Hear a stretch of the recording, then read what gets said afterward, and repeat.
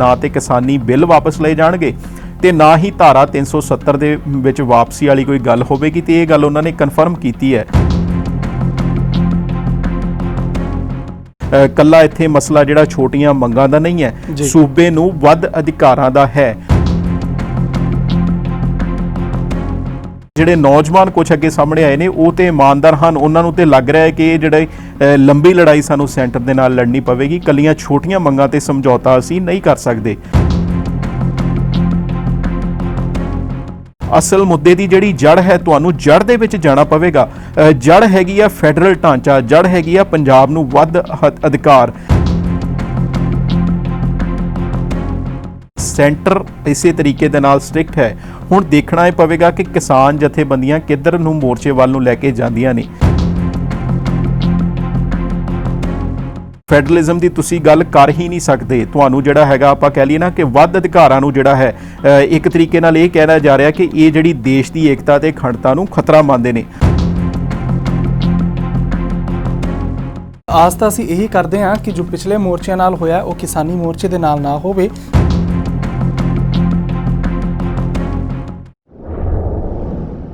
ਮੌਕਾ ਪ੍ਰਸਤੀ ਦੀ ਅਸੀਂ ਗੱਲ ਕਰ ਰਹੇ ਹਾਂ ਕਿ ਇੱਕ ਸਮਾਂ ਸੀਗਾ ਕਿ ਹੁਣ ਤੋਂ ਪਹਿਲਾਂ ਜਿਸ ਵੇਲੇ ਚੋਣਾਂ ਹੋਈਆਂ ਕਰਦੀਆਂ ਸੀ, ਇੱਥੋਂ ਦੀ ਉੱਥੇ ਆਗੂ ਹੋ ਜਾਂਦੇ ਸੀ ਤੇ ਬੜੇ ਠੋਕ ਵਜਾ ਕੇ ਸਪੋਕਸਪਰਸਨ ਕਹਿ ਦਿੰਦੇ ਸੀ ਪਾਰਟੀਆਂ ਦੇ ਕਿ ਇਹ ਮੌਕਾ ਪ੍ਰਸਤ ਨੇ।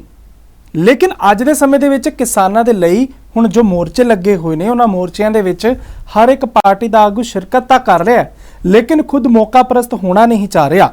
ਹੁਣ ਇਸ ਦੇ ਵਿੱਚ ਕਹਿ ਲਈਏ ਕਿ ਪੰਜਾਬ ਦੇ ਲਈ ਕੋਈ ਪੋਲੀਟੀਸ਼ੀਅਨ ਅਜਿਹਾ ਨਹੀਂ ਕਿ ਜੋ ਰਿਸਕ ਵੀ ਲੈ ਸਕੇ, ਭਾਵੇਂ ਮੌਕਾ ਪ੍ਰਸਤੀ ਦਾ ਉਸ ਦੇ ਉੱਤੇ ਠੱਪਾ ਲੱਗ ਜੇ।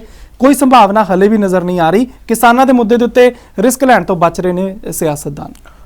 ਬਿਲਕੁਲ ਅਮਨ, ਔਰ ਇਸ ਦੇ ਉੱਪਰ ਜੇ ਆਪਾਂ ਦੇਖੀਏ ਨਾ, ਕਿਉਂਕਿ ਕਿਸਾਨਾਂ ਨੂੰ ਲੈ ਕੇ ਹੀ ਜਿਹੜਾ ਮਾਹੌਲ ਗਰਮਾਇਆ ਹੋਇਆ ਹੈ, ਕਿਸਾਨਾਂ ਨੂੰ ਲੈ ਕੇ ਮੋਰਚੇ ਲੱਗੇ ਹੋਏ ਨੇ। ਗੱਲ ਇੱਥੇ ਐਕਟ ਦੀ ਹੋ ਰਹੀ ਹੈ ਜੋ ਸੈਂਟਰ ਵੱਲੋਂ ਪਾਸ ਕੀਤਾ ਗਿਆ ਹੈ। ਪਰ ਦੁਖਦਾਈ ਖਬਰ ਇਹ ਹੈ ਕਿ ਜਿਸ ਅਕਤੂਬਰ ਦੇ ਮਹੀਨੇ ਦਾ ਜਦੋਂ ਆંકੜੇ ਅਕਤੂਬਰ ਦੇ ਮਹੀਨੇ ਦੇ ਸਾਹਮਣੇ ਆਏ ਨਾ, ਤੇ ਹੁਣ ਤੱਕ 5 ਕਿਸਾਨ ਜਿਹੜੇ ਨੇ ਪੰਜਾਬ ਦੇ ਵਿੱਚ ਹੁਣ ਤੱਕ ਖੁਦਕੁਸ਼ੀਆਂ ਕਰ ਚੁੱਕੇ ਨੇ। ਇੱਥੇ ਕਿਸਾਨ ਖੁਦਕੁਸ਼ੀਆਂ ਨੂੰ ਵੀ ਅਸੀਂ ਜਿਹੜਾ ਹੈਗਾ ਸਾਈਡ ਤੇ ਨਹੀਂ ਕਰ ਸਕਦੇ, ਚਾਹੇ ਸਰਕਾਰ ਪਹਿਲਾਂ ਸੀ ਪ੍ਰਕਾਸ਼ ਸਿੰਘ ਬਾਦਲ ਹੋਣਾ ਦੀ ਜਾਂ 2017 ਤੋਂ ਜਿਹੜਾ ਹੈਗਾ ਕੈਪਟਨ ਅਮਰਿੰਦਰ ਸਿੰਘ ਹੋਣਾ ਦੀ ਸਰਕਾਰ ਆਈ ਹੋਵੇ। ਕਿਸਾਨ ਖੁਦਕੁਸ਼ੀਆਂ ਦਾ ਜਿਹੜਾ ਦੌਰ ਹੈ ਉਸੇ ਤਰੀਕੇ ਦੇ ਨਾਲ ਜਾਰੀ ਹੈ। ਇੱਕ ਪਾਸੇ ਤੇ ਕਿਸਾਨੀ ਨੂੰ ਮੇਨ ਮੁੱਦਾ ਬਣਾਇਆ ਜਾ ਰਿਹਾ ਹੈ। ਹੁਣ ਸੋਚਣ ਵਾਲੀ ਗੱਲ ਇੱਥੇ ਇਹ ਆ ਜਾਂਦੀ ਹੈ ਕਿ ਕੀ ਇੱਥੇ ਸਿਰਫ ਆਪਾਂ ਕਹਿ ਲਈਏ ਕਿ ਫਸਲਾਂ ਦੀ MSP ਦਾ ਮਸਲਾ ਹੈ ਜਾਂ ਕਿ ਕਿਸਾਨਾਂ ਦੀ ਖੁਦਕੁਸ਼ੀ ਦੇ ਵੱਡੇ ਮਸਲੇ ਨੂੰ ਹੱਲ ਕਰਨ ਦੇ ਵੱਲ ਕੋਈ ਕਦਮ ਚੁੱਕਿਆ ਜਾਵੇਗਾ। ਇਹ ਆਪਣੇ ਆਪ ਦੇ ਵਿੱਚ ਇੱਕ ਵੱਡਾ ਸਵਾਲ ਹੈ। ਬਿਲਕੁਲ, ਕਿਸਾਨਾਂ ਨੇ ਆਪਣਾ ਮੋਰਚਾ ਜਗਜੀਤ ਸਿੰਘ ਜੀ ਹੁਣ ਰੇਲ ਪਟਰੀਆਂ ਤੋਂ ਹਟਾ ਕੇ ਪਲੇਟਫਾਰਮਾਂ ਵੱਲ ਕਰ ਦਿੱਤਾ ਹੈ। ਕਹਿੰਦੇ ਜੀ ਜੋ ਸਾਜੋ ਸਮਾਨ ਆਣਾ ਹੈ ਪੰਜਾਬ ਦੇ ਲਈ ਜਾਂ ਦੂਸਰੇ ਸੂਬਿਆਂ ਦੇ ਲਈ ਆਉਣ ਦਿੱਤਾ ਜਾਏਗਾ, ਲੇਕਿਨ ਯਾਤਰੀ ਟ੍ਰੇਨਾਂ ਨੂੰ ਅਸੀਂ ਰੋਕਾਂਗੇ। ਹੁਣ ਕਿਸਾਨਾਂ ਦਾ ਇਹ ਪਿੱਛੇ ਹੁੰਦਾ ਇੱਕ ਕਦਮ ਮੰਨਿਆ ਨਹੀਂ ਜਾ ਸਕਦਾ ਕਿ ਕੇਂਦਰ ਨਾਲ ਥੋੜੀ ਇੱਕ ਆਪਣੇ ਵੱਲੋਂ ਆਪਣੀ ਜਿੱਤ ਮੰਨ ਰਹੀ ਹੋਏਗੀ, ਭਾਵੇਂ ਵਿਧਾਨ ਸਭਾ ਦੇ ਵਿੱਚ ਜੋ ਕੁਝ ਹੋਇਆ ਕੇਂਦਰ ਨੂੰ ਉਸ ਦੇ ਨਾਲ ਪਰਵਾਹ ਨਹੀਂ। ਬਿਲਕੁਲ, ਇੱਥੇ ਨਾ ਕਿਸਾਨਾਂ ਦੇ ਮੋਰਚੇ ਹਮੇਸ਼ਾ ਲੱਗਦੇ ਆਏ ਨੇ, ਔਰ ਜਿਹੜੇ ਕਿਸਾਨ ਇਸ ਦੇ ਵਿੱਚ ਆਏ ਨੇ ਖਾਸ ਕਰਕੇ ਸਿੱਖਾਂ ਦੇ ਨਾਲ ਹੀ ਆਪਾਂ ਕਹਿ ਲਈਏ ਕਿ ਸਿੱਖ ਘਰਾਣਿਆਂ ਦੇ ਨਾਲ ਹੀ ਸੰਬੰਧਿਤ ਨੇ। ਅੰਮ੍ਰਿਤਧਾਰੀ ਸਿੰਘ ਵੀ ਬਹੁਤ ਸਾਰੇ ਵਿੱਚ ਨੇ। ਸੰਗਤਾਂ ਦੇ ਵੱਲੋਂ ਜਿਹੜਾ ਹੈਗਾ ਆਪਣਾ ਪੂਰਾ ਯੋਗਦਾਨ ਦਿੱਤਾ ਜਾਂਦਾ ਹੈ। ਹਰੇਕ ਮੋਰਚੇ ਦੇ ਵਿੱਚ ਸੰਗਤਾਂ ਜਿਹੜਾ ਆਪਣਾ ਪੂਰਾ ਯੋਗਦਾਨ ਦਿੰਦੀਆਂ ਨੇ, ਪਰ ਕਿਤੇ ਨਾ ਕਿਤੇ ਜਾ ਕੇ ਜਿਹੜੀ ਲੀਡਰਸ਼ਿਪ ਹੈ, ਲੀਡਰਸ਼ਿਪ ਉਹਨਾਂ ਨੂੰ ਵਰਤ ਜਾਂਦੀ ਆਪਾਂ ਕਹਿ ਲਈਏ, ਜਾਂ ਲੀਡਰਸ਼ਿਪ ਪਿੱਛੇ ਹਟ ਜਾਂਦੀ ਹੈ। ਜੇ ਆਪਾਂ ਹੁਣੇ ਲੇਟੈਸਟ ਐਗਜ਼ਾਮਪਲ ਲੈਣੀ ਹੋਵੇ ਤੇ ਬਰਗਾੜੀ ਦੇ ਵਿੱਚ ਕੀ ਹੋਇਆ ਸਾਡੇ ਸਾਰਿਆਂ ਦੇ ਸਾਹਮਣੇ ਹੈ। ਕਿਸ ਤਰੀਕੇ ਦੇ ਨਾਲ ਅਜੇ ਵੀ ਦੋਸ਼ੀ ਉਸੇ ਤਰ੍ਹਾਂ ਨੇ। ਹੁਣ ਦੁਬਾਰਾ ਮੋਰਚਾ ਲਾਉਣ ਦੀ ਗੱਲ ਉੱਠ ਰਹੀ ਹੈ। ਹੁਣੇ ਜਿਹੜੀਆਂ ਖਬਰਾਂ ਆਈਆਂ ਸਨ ਕਿ ਉਹਨਾਂ ਨੇ 7 ਦਿਨ ਦਾ ਜਿਹੜਾ ਹੈਗਾ ਟਾਈਮ ਜਿਹੜਾ ਹੈਗਾ ਕੈਪਟਨ ਅਮਰਿੰਦਰ ਸਿੰਘ ਦੀ ਸਰਕਾਰ ਨੂੰ ਦਿੱਤਾ ਹੈ ਕਿ ਤੁਸੀਂ ਤਕਰੀਬਨ ਜਿਹੜਾ ਹੈਗਾ 1.5 ਸਾਲ ਬੀਤ ਚੁੱਕਾ ਹੈ ਪਰ ਤੁਹਾਡੇ ਵੱਲੋਂ ਕੋਈ ਕਾਰਵਾਈ ਨਹੀਂ ਹੋਈ। ਪਰ ਇਹ ਆਪਾਂ ਕਹਿ ਲਈਏ ਨਾ ਕਿ ਕਿਤੇ ਨਾ ਕਿਤੇ ਜੇ ਮੋਰਚਿਆਂ ਨੂੰ ਸਟਰੋਂਗ ਕਰਦੀ ਹੈ ਸੰਗਤ, ਹੁਣ ਜੇ ਆਪਾਂ ਕਹੀਏ ਕਿ ਪੰਜਾਬ ਦੇ ਵਿੱਚ ਜਿਹੜੇ ਮੋਰਚੇ ਲੱਗੇ ਨੇ ਇੱਕ ਬਹੁਤ ਹੀ ਡੈਮੋਕ੍ਰੈਟਿਕ ਤਰੀਕੇ ਦੇ ਨਾਲ ਮੋਰਚੇ ਲੱਗੇ ਨੇ, ਸਾਰਾ ਕੁਝ ਸਹੀ ਚੱਲ ਰਿਹਾ ਹੈ। ਤੁਹਾਡੀ ਗੱਲ ਬਿਲਕੁਲ ਸਹੀ ਹੈ ਕਿ ਹੁਣ ਜਿਹੜਾ ਹੈਗਾ ਉਹਨਾਂ ਨੇ ਪਲੇਟਫਾਰਮਾਂ ਨੂੰ ਕਰ ਲਿਆ, ਜਾਂ ਜਿਹੜਾ ਹੈਗਾ ਮਾਲ ਗੱਡੀਆਂ ਰੋਕਣ ਦੀ ਜਿਹੜੀ ਹੈਗੀ, ਮਾਲ ਗੱਡੀਆਂ ਨੂੰ ਜਾਣ ਦੇਣ ਦੀ ਜਿਹੜੀ ਗੱਲ ਹੈ ਉਹ ਵੀ ਸਾਹਮਣੇ ਆ ਰਹੀ ਹੈ। ਔਰ ਇਸ ਦੇ ਨਾਲ ਜਿਹੜਾ ਹੈਗਾ ਪੰਜਾਬ ਦੇ ਵਿੱਚ ਕੁਝ ਥਾਵਾਂ ਤੇ ਘਟਨਾਵਾਂ ਸਾਹਮਣੇ ਆਈਆਂ ਨੇ ਜਿੱਥੇ BJP ਦੇ ਵਰਕਰਾਂ ਦੇ ਨਾਲ ਜਿਹੜਾ ਹੈਗਾ ਹੱਥੋਂ ਪਾਈ ਵੀ ਹੋਈ ਹੈਗੀ ਆ। ਤੇ ਇਹ ਚੀਜ਼ ਜਿਹੜੀ ਹੈਗੀ ਆ ਕਿਤੇ ਨਾ ਕਿਤੇ ਇਹਦੇ ਵੱਲ ਵੀ ਧਿਆਨ ਦੇਣਾ ਪਵੇਗਾ ਕਿਸਾਨ ਜਥੇਬੰਦੀਆਂ ਨੂੰ। ਔਰ ਦੂਸਰੇ ਬੰਨੇ ਜਿਹੜੇ ਕਿਸਾਨ ਲੀਡਰ ਨੇ ਜਾਂ ਜਿੰਨੇ ਵੀ ਜਾਗਰੂਕ ਲੋਕ ਬੈਠੇ ਨੇ ਮੋਰਚਿਆਂ ਦੇ ਵਿੱਚ, ਉਹਨਾਂ ਨੂੰ ਪੂਰੀ ਤਾਕ ਰੱਖਣੀ ਪਵੇਗੀ ਇਹਨਾਂ ਜਿਹੜੀਆਂ ਕਿਸਾਨ ਜਥੇਬੰਦੀਆਂ ਦੇ ਲੀਡਰਸ ਦੀ, ਕਿਉਂਕਿ ਜਿਹੜਾ ਲੀਡਰਸ ਦਾ ਕਰੈਕਟਰ ਹੈ ਕਿਤੇ ਨਾ ਕਿਤੇ ਉਹ ਸਵਾਲਾਂ ਦੇ ਘੇਰੇ ਵਿੱਚ ਹੁੰਦਾ ਹੈ ਕਿ ਲੀਡਰ ਉੱਤੇ ਜਾ ਕੇ ਸਮਝੌਤਾ ਕਰ ਆਉਂਦੇ ਨੇ ਤੇ ਥੱਲੇ ਆ ਕੇ ਜਿਹੜਾ ਹੈਗਾ ਫਿਰ ਲੋਕਾਂ ਨੂੰ ਦੁਬਾਰਾ ਨਿਰਾਸ਼ਾ ਹੀ ਜਿਹੜੀ ਹੈ ਉਹ ਮਿਲਦੀ ਹੈਗੀ ਆ। ਕਿਉਂਕਿ ਅਸਲ ਮੁੱਦਾ ਜੇ ਦੇਖਿਆ ਜਾਵੇ ਤੇ ਅਸਲ ਮੁੱਦਾ ਕੱਲਾ MSP ਨਹੀਂ ਹੈ। ਅਸਲ ਮੁੱਦੇ ਦੀ ਜਿਹੜੀ ਜੜ ਹੈ, ਤੁਹਾਨੂੰ ਜੜ ਦੇ ਵਿੱਚ ਜਾਣਾ ਪਵੇਗਾ। ਜੜ ਹੈਗੀ ਆ ਫੈਡਰਲ ਢਾਂਚਾ, ਜੜ ਹੈਗੀ ਆ ਪੰਜਾਬ ਨੂੰ ਵੱਧ ਅਧਿਕਾਰ, ਜੜ ਹੈਗੀ ਆ ਜੋ ਗੱਲ ਆਪਾਂ ਅਨੰਦਪੁਰ ਸਾਹਿਬ ਦੇ ਮਤੇ ਦੀ ਗੱਲ ਕਰੀਏ, ਜੜ ਉੱਥੇ ਹੈ। ਜੇ ਤੁਸੀਂ ਕਿਸੇ ਬਿਮਾਰੀ ਨੂੰ ਜੜੋਂ ਖਤਮ ਨਹੀਂ ਕਰੋਗੇ ਤੇ ਬਿਮਾਰੀ ਜਿਹੜੀ ਹੈ ਦੁਬਾਰਾ ਆ ਜਾਵੇਗੀ। 2 4 6 ਮਹੀਨੇ ਸਾਲ ਤੱਕ ਤੁਹਾਨੂੰ ਠੀਕ ਰਹੇਗਾ, ਪਰ ਫਿਰ ਵੀ ਜਿਹੜੀ ਬਿਮਾਰੀ ਦੁਬਾਰਾ ਉੱਠ ਆਵੇਗੀ। ਇਹ ਸਾਰਾ ਕੁਝ ਜਿਹੜਾ ਸਿੱਖ ਚਿੰਤਕਾਂ ਦਾ ਜਿਹੜਾ ਹੈ ਮੰਨਣਾ ਹੈ ਜੀ। ਬਿਲਕੁਲ।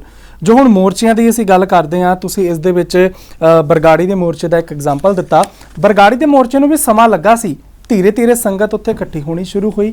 ਉਸ ਮੋਰਚੇ ਨੂੰ ਇੰਟਰਨੈਸ਼ਨਲ ਲੈਵਲ ਦੇ ਉੱਤੇ ਕਾਲ ਚੈਨਲ ਨੇ ਵੀ ਪ੍ਰਸਾਰਿਤ ਕੀਤਾ ਹੀ, ਦਰਸ਼ਕਾਂ ਤੱਕ ਅਸੀਂ ਜਾਣਕਾਰੀ ਪਹੁੰਚਾਈ। ਲੇਕਿਨ ਕਿਸਾਨਾਂ ਦੇ ਇਸ ਮੋਰਚੇ ਦੇ ਵਿੱਚ ਕਹਿ ਲਈਏ ਇਕੱਠ, ਡੈਮੋਕ੍ਰੈਟਿਕ ਤਰੀਕੇ ਦੇ ਨਾਲ ਬੋਲਣ ਦੀ ਆਜ਼ਾਦੀ ਲੈਣ ਦੇ ਲਈ ਪਹੁੰਚ ਰਹੇ ਉੱਥੇ ਆਗੂ, ਕਹਿ ਲਈਏ ਪੀਕ ਦੇ ਉੱਤੇ ਹੈ ਇਸ ਵੇਲੇ, ਸ਼ੁਰੂਆਤ ਤੋਂ ਹੀ 25 ਸਤੰਬਰ ਤੋਂ। ਹੁਣ ਜਿੰਨਾ ਕੁ ਪੀਕ ਦੇ ਉੱਤੇ ਮੋਰਚਾ ਜਾ ਚੁੱਕਿਆ ਹੈ, ਪਿਛਲੇ ਮੋਰਚੇ ਇਹ ਦੱਸਦੇ ਨੇ ਜਿਹੜਾ ਮੋਰਚਾ ਸ਼ੁਰੂਆਤ ਦੇ ਵਿੱਚ ਪੀਕ ਫੜਦਾ ਹੈ ਉਹ 19 ਛੇਤੀ ਥੱਲੇ ਆ ਜਾਂਦਾ ਹੈ। ਮੁੜਦੀਆਂ ਮੀਡੀਆ ਰਿਪੋਰਟਸ ਜੋ ਅਸੀਂ ਵੇਖਦੇ ਹਾਂ ਉਸ ਤੋਂ ਕੀ ਕੁਝ ਸਾਨੂੰ ਸਮਝ ਆਉਂਦਾ? ਬਿਲਕੁਲ, ਮੀਡੀਆ ਰਿਪੋਰਟਸ ਵੱਲੋਂ ਜਿਹੜਾ ਹੈਗਾ ਇਸ ਵਾਰ ਇਸ ਤਰ੍ਹਾਂ ਦਾ ਨਹੀਂ ਹੈ, ਕਿਉਂਕਿ ਮੋਰਚਾ ਅਜੇ ਵੀ ਪੂਰੇ ਪੀਕ ਤੇ ਹੈ। ਲੋਕ ਜਿਹੜੇ ਨੇ ਉਹ ਮੋਰਚਿਆਂ ਦੇ ਉੱਤੇ ਜਾ ਰਹੇ ਨੇ, ਖਾਸ ਕਰਕੇ ਜਿਹੜਾ ਹੈਗਾ ਉਹ ਕਾਫੀ ਜਗ੍ਹਾਵਾਂ ਤੇ ਪੱਕੇ ਮੋਰਚੇ ਲੱਗ ਰੱਖੇ ਨੇ।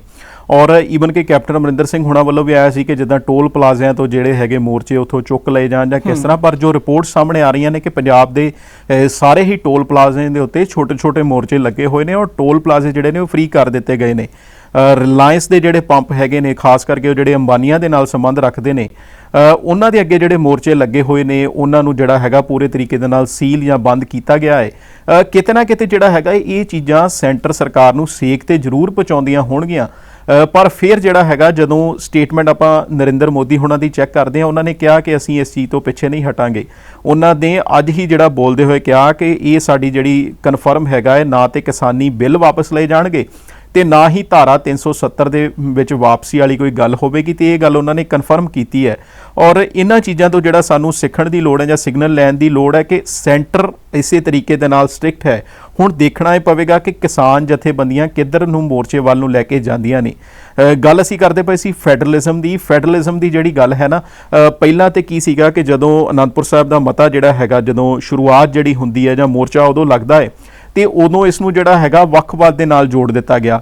ਈਵਨ ਕਿ ਫੈਡਰਲਿਜ਼ਮ ਦੀ ਤੁਸੀਂ ਗੱਲ ਕਰ ਹੀ ਨਹੀਂ ਸਕਦੇ। ਤੁਹਾਨੂੰ ਜਿਹੜਾ ਹੈਗਾ ਆਪਾਂ ਕਹਿ ਲਈਏ ਨਾ ਕਿ ਵੱਧ ਅਧਿਕਾਰਾਂ ਨੂੰ ਜਿਹੜਾ ਹੈ ਇੱਕ ਤਰੀਕੇ ਨਾਲ ਇਹ ਕਹਿਣਾ ਜਾ ਰਿਹਾ ਕਿ ਇਹ ਜਿਹੜੀ ਦੇਸ਼ ਦੀ ਏਕਤਾ ਤੇ ਅਖੰਡਤਾ ਨੂੰ ਖਤਰਾ ਮੰਨਦੇ ਨੇ।